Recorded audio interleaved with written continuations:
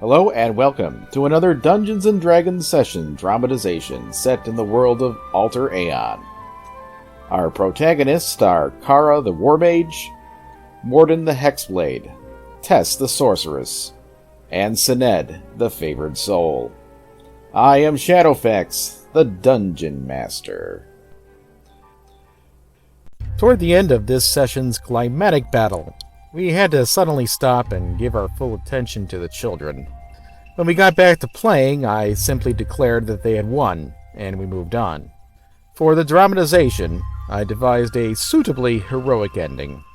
I hope that the players don't mind me exercising a bit of artistic license. Our heroes had just crossed the bridge, where they had defeated the ghost that was haunting it. They had committed much of their resources to winning the fight, so the quartet decided to make camp. They started a small fire and went to sleep, with one of them keeping watch in 2-hour shifts. It was deathly quiet at first, but as the night went on, they began to hear more and more croaking, chirping, and squawking, as nocturnal fauna began to once again approach the bridge area. Sened was the last to keep watch. As the sun was rising, he spotted 2 very large, dragonfly-like creatures flying high above, each about a foot long, with a wingspan twice the length of their bodies. When the pair of insects spotted our heroes, they stopped and began observing them, staying high in the sky. Sened began to be concerned and woke the other 3 up. Kara took a look and informed her companions that the 2 were turbanas, a race of large, hierarchical insects that feed on people. She said that the 2 overhead were merely scouts, and that others of their kind were larger and more dangerous. Tess asked for more details about their behavior and habitat, and Kara re-emphasized the fact that they eat people and would therefore be near their preferred source of food. When Kara pointed her hands upward to begin taking aim for a spell, the turbanas quickly fled, flying in a high arc beyond the range of her spells before heading westward. West was the same direction that Kara and her companions were headed, so they took a moment to discuss whether they should proceed to Pelham or not. They decided to continue. Sened said that it would be another 4 or 5 hours before they reached Pelham. As they traveled, they noticed less wildlife than they had seen east of the River Toy, only coming across the occasional raccoon or possum. When they ran across a pair of thorn beasts on the road, Morden tipped the handcart on end, and he and the others hid behind it. The thorn beast slunk into the brush, perhaps trying to set up an ambush, so Tess sent her faithful ferret familiar ahead to scout out their positions. Fernando belly-crawled through the underbrush like a tiny commando, and found one of them nearby. He couldn't see the other, so he scurried back to Tess to report his findings. As Fernando did the usual routine of pantomiming and conveying his feelings through their empathic link, Tess was delighted to discover that their bond had grown so deep that she could actually understand his chittering as if he were speaking to her. Another pair of Turbana scouts flew overhead. Aside the buzzing of their wings, our heroes could hear them taking turns making various clicking sounds. However, if the Turbanas were conversing with one another, it was not in a language that any of them could understand. Sened described to the others what he could remember from the last time he was in Pelham. He said that the village was governed by a nobleman originally from Avalon, Lord Antioch Pelham. He and his family ruled the village from a fort bearing the village's original name, Fort Margera, which was built on the east side of town and should be the first building they see once they have arrived. The village had a couple hundred living there, and they were mostly farmers and fishermen. Soon they spotted Fort Margera beyond the forest, but before leaving the forest, their olfactory senses were assaulted by the stench of rotten flesh. They couldn't see anything unusual, but they also didn't see any people and knew something was seriously wrong. The quartet decided to remain in the forest and skirt the edge of town. They might have been able to take the cart, but it would have seriously slowed them down. So Morden took Pilar's body, and the others took everything out of the cart and put it in their packs. They moved as stealthily as possible through the forest, avoiding another patrol of Turbana Eye-Wings. Once they had gotten around the quinoa fields north of town, they found the coastal road among some obsidian formations that would take them north to Campo Verde. The sky became overcast as they headed up the road. They found the cemetery on the eastern edge of Campo Verde, a sprawling affair that was several square miles in size. An interior fenced-in area with 2 large mausoleums lie in its center. The grassy landscape was dotted with clusters of gravestones. Most were simple slabs of stone, but there were more elaborate ones shaped like castle towers, or rook chess pieces if you will, that were 7 to 8 feet tall. While exploring the area, Kara found a tower of bones standing amongst a group of tower-shaped headstones. The irregular mass of bones was topped with a large humanoid skull, like that of an ogre or hill giant. Once our heroes drew near to examine it, it began to stir. 4 long bones unfolded from the center mass to serve as spider-like wet legs, and 2 additional limbs bearing sharp, scythe-like appendages began to slash at the air around it wildly. The girls wasted no time reacting, taking cover behind gravestones and raining destructive magic down on the undead monster from a distance. Tess fired a trio of invisible force missiles, and Kara blasted it with a red-hot shard of concentrated ashes. After taking a moment to stash Pilar's body in an open grave and enchant his maul, Morden ran up to the undead Tower of Bones and bashed a crater in it. All of a sudden, the Tower of Bones collapsed, its bones bouncing out in all directions. Our heroes thought that it might have been defeated, but quickly found out otherwise. The bones reconfigured themselves into a different shape, that of a rhinoceros. Like a rhino, the creature charged forward, goring Morden with its horns and trampling him. Sinead rushed up to heal him. As the undead rhino turned to charge Morden again, Tess and Kara took shots at it once more with their spells. Each magic blast stripped away clumps of bones. It kept rearranging its remaining bones to maintain its shape, but each spell caused it to shrink, growing smaller and smaller. Finally, Morden ended it with another mighty blow from his maul, and the bones lay still. Even so, Morden made sure to crush the bones to splinters and dust. They inspected the spot where the undead had been, but there wasn't anything that it was obviously guarding. They made their way to the cliffs on the north side of the cemetery, and soon found the Rogelio family tomb. Morden rolled away the stone covering its entrance. It was dark inside, so they lit their lanterns. Before entering, Kara picked some foxgloves and hyacinths that were growing nearby. They had only gone in a few feet before they were confronted by a humanoid skeleton wearing a brown robe, carrying a lit candle. The tomb guardian spoke in giant and inquired what their business was, eyeing the body that Morden was carrying. Kara responded in kind that they were there to bury the body. In the instructions, there was a litany that had to be provided to the guardian in order to allow them past. It was written in an old dialect of giant, but the group agreed that since the War Mage was the only one fluent in giant, she should be the one to recite it. Slowly and carefully, she read aloud the litany. Once finished, the tomb's guardian, or crypt thing, as Sinead referred to it, informed her that it had been pronounced incorrectly, and they would have to leave and try again later. He shooed them out and started rolling the stone back. Not willing to give up so easily, Tess told Kara to ask the guardian if he could read the litany himself. But Kara didn't need to translate, as the crypt thing could speak common, and answered Tess as soon as she finished the question. His response that it was tradition to speak it aloud, but he was unsure that it was strictly necessary. His mandate was simply that visitors provide the passphrase, and that might be open to interpretation. He said that he was willing to try, and Kara handed him the litany. Unfortunately, he handed it back and said that he could not read it. Tess asked the tomb guardian permission to cast Comprehend Languages, and he consented. Once the spell was complete, he then took another look at the litany, and the fierce, fiery pinpoints in his eye sockets followed the text from left to right as he read it to himself. He then proclaimed that it was satisfactory, and guided the group deep into the crypt. They passed many other bodies before he indicated a stone slab where the body of Pilar could rest, and Morden laid the body down. Kara decorated the burial site with the flowers she had picked, and Sinead encircled the body with powdered silver. Sinead then poured holy water on the nearby family altar, cast reed magic, and cast the consecrate spell using the scroll that the high priest of Amarkin had given him. Their business now finished, the crypt thing escorted them back to the entrance. Our heroes took a little time to chat with the Guardian and learned that his name was Enrique.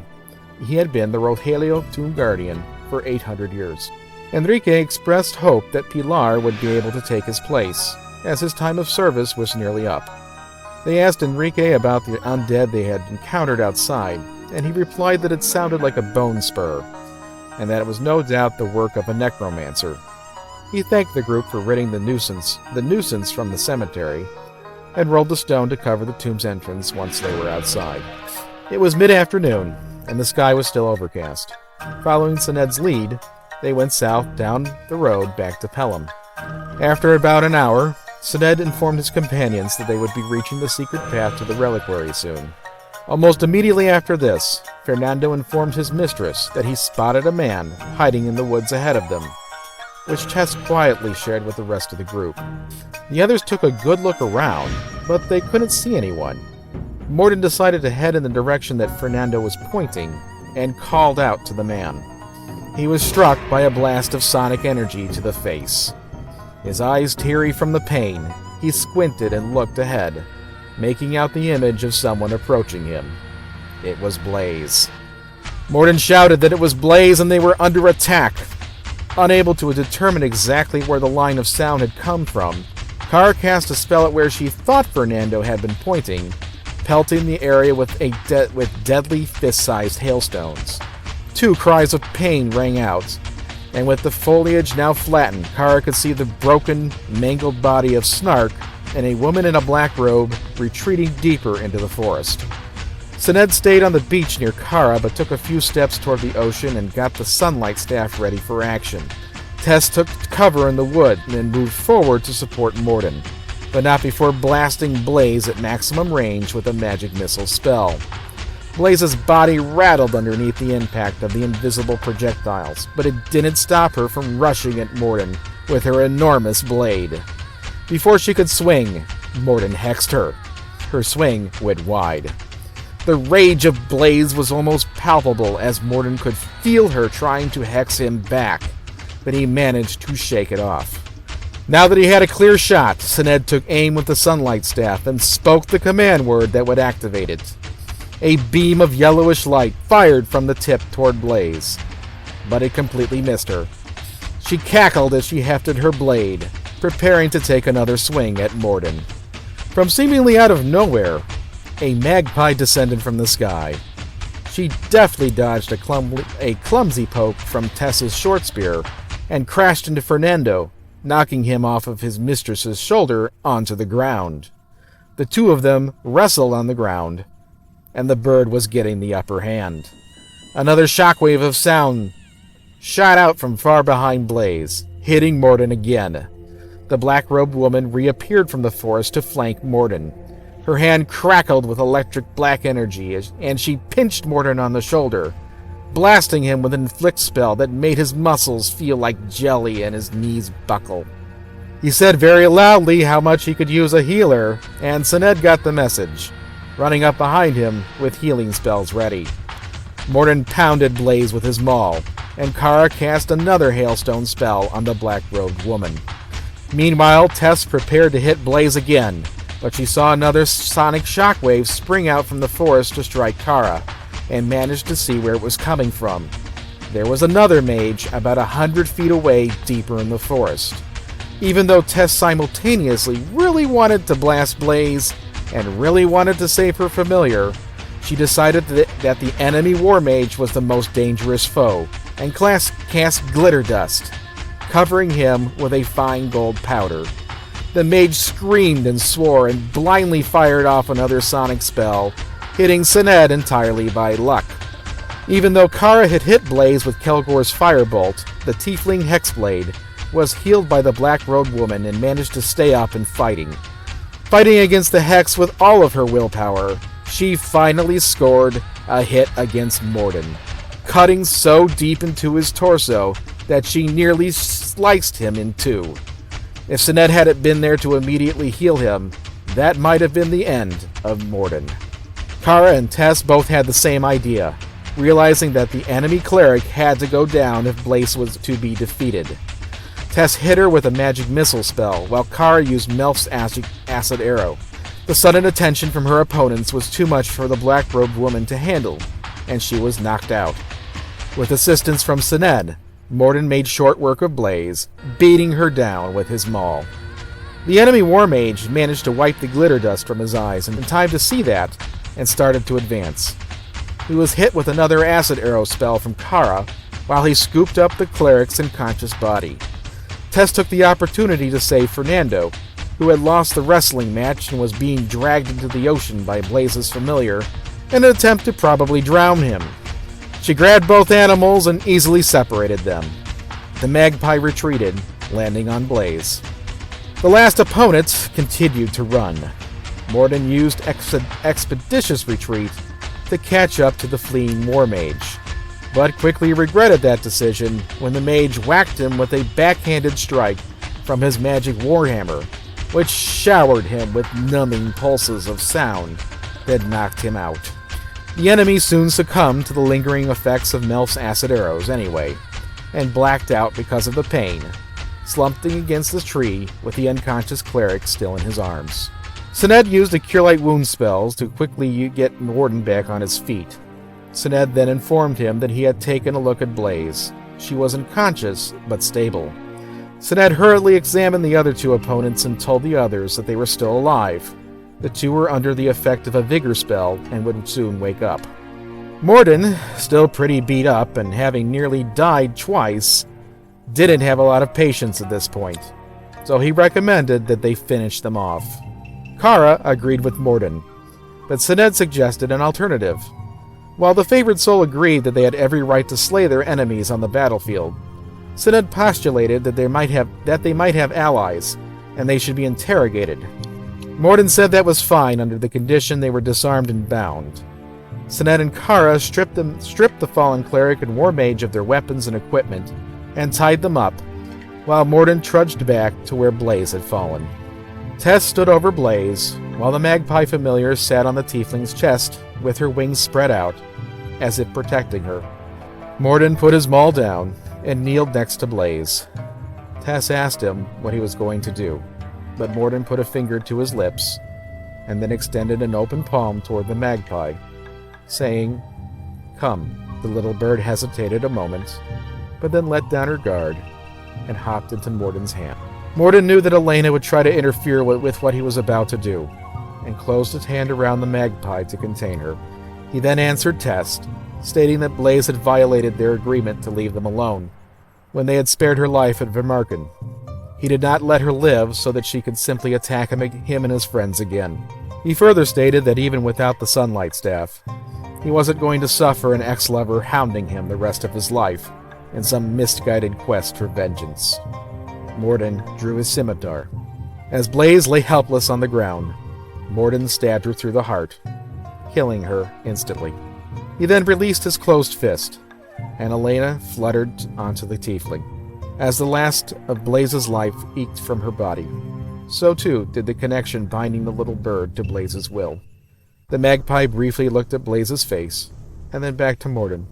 With the very last of her magic, she spoke to Morden in Blaze's voice, and said, "Goodbye, my love."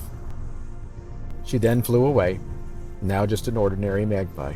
The scene touched Morden, and he vowed that when it came time to call a familiar of his own, that he would do things differently.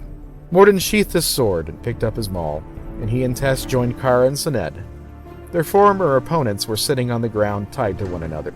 Kara was stuffing scrolls into her backpack and held the other war mage's spell component pouch up for all to see, proclaiming that he would be nearly powerless without it. Sinead likewise displayed the cleric's divine focus, stating that it was an unholy symbol of Kenai, and she would be denied access to most of her spells without it. He made doubly sure by crushing it to dust with his mace. Sinead then cast Zone of Truth, having learned how to cast the spell by watching it done back in the trial in Vimarken. After they woke up, the pair were surprisingly cooperative for having been deadly combatants just a few minutes prior. The cleric's name was Chadrath, and the war mage called himself Whammer. They frankly were surprised to still be alive. Apparently, when Blaze had hired them, she told them that the Sunlight Staff was hers, and that Morden and his crew were bandits who had stolen it from her. Our heroes made sure that they set the record straight. They also made it clear that they were keeping their stuff for having suffered the inconvenience of having to fight them. The prisoners didn't protest too much, although the war mage nearly burst into tears when Morden claimed the magical weapon that had nearly killed him for himself, lamenting the loss of the Whammer hammer. With that, our heroes let them go, and they headed south toward Pelham. Tess called out after them and told them to be careful. The group then went back and looted the corpses of Blaze and Snark. Kara and Sened took turns identifying any magical equipment. They discovered that Blaze's studded black leather armor was in fact magical armor of acid resistance. After thoroughly rinsing it off in the ocean, Kara donned the armor. Although Blaze wore it more provocatively, Kara was much smaller than Blaze, and the armor fit her much more modestly. Sened candidly asked Morden, "What did you ever see in that devil woman?" And Morden told him to bite his tongue, and to not be so judgmental. After all, he wasn't so different. After committing the bodies to the ocean, Sened said it was time to visit the reliquary. He said that its location was supposed to remain a secret to those outside of his order. So the others, even Fernando, all closed their eyes and linked hands, allowing Sened to lead them. After about a half hour of marching through the forest, Sened guided them inside of a building and issued a warning, telling them not to be afraid of what they were about to see. He then said that they could open their eyes. Our heroes found themselves within a stone building about 30 feet long by 30 feet wide. Many lit glass cases of various sizes were hung on the walls.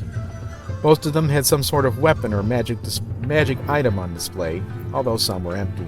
Taking up much of the space within the building was a tall, lanky, serpentine creature with pale green scales. He sported an enormous pair of horns and had beady black eyes.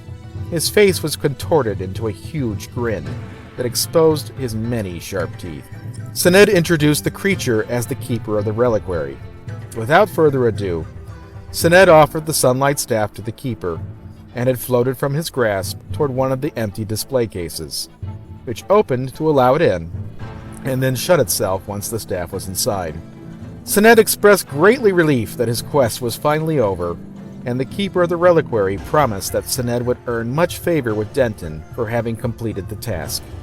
The others then took some time to question the keeper. Morden asked if he was a demon, and the keeper replied in his rumbling baritone voice that yes, he was. He was a Tolotred. Kara asked how long he had been serving Denton, and the demon responded that it had been for several centuries. When Tess inquired as to how the demon found himself in the service of Denton, he simply replied that he had once been lost, and that Denton found him. They then had the keeper identify the magic items that they had been unable to identify themselves, and asked if he knew anything about what was going on in Pelham. The demon said that he did not. Sened asked the keeper if there was anything else he had for him to do, and the keeper said no, and that Sened should meditate and pray until he received an answer. Kara then asked if the keeper ever lent out any of the collected items for the reliquary, and he said yes, for the right price. Our heroes then said their goodbyes and left the friendly demon to his duties. With eyes shut, they were once again led by Sened back out to the coastal road. It was late, so our heroes made camp. They took turns keeping watch throughout the night, but no danger ever presented itself. The next morning was bright and sunny. They decided to prepare themselves for whatever was in Pelham by first heading to Barquisimeto to sell off their excess treasures and buy more magic items. They traveled back north to the cemetery, and then west through the grassy fields of Campo Verde, until reaching the city the following sunset. Along the way, they occasionally spotted an imp or wild animal, but nothing bothered them during their journey. And that is where our session ended. Please like the video and subscribe to our channel to continue following the story of our heroes. Transcripts of our Dungeons & Dragons sessions are available at www.lawful-evil.org/DND. If you enjoyed this and don't already play the game this is based on, you can explore the world of Alter Aeon for yourself by visiting www.alteraeon.com. Remember, the family that plays together stays together. Thanks for listening, and happy mudding, everybody. Alteraeon.com. That's ALTERAEON.com.